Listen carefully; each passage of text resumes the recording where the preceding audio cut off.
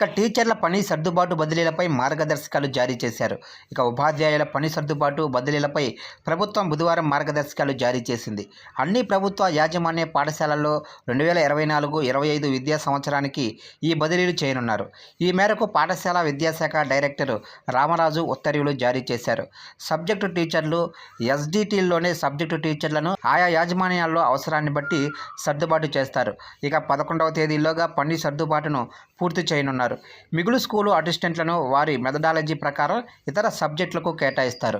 ఇక మిగులు ఎస్డిటీలకు degree, B Ed అర్హతను బట్టి ఫ్రీ హై స్కూళ్లలో సబ్జెక్టులు బోధించేలా సర్దుబాటు బదిలీలు చేస్తారు.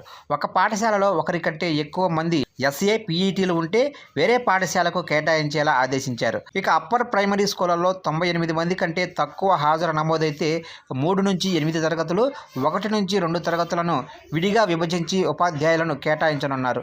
ఇక మిగులు ఉపాధ్యాయుల విషయంలో కొండ, ఏజెన్సీ ప్రాంతాల నుంచి మైదాన ప్రాంతాలకి డిప్యూటేషన్ చేయరు.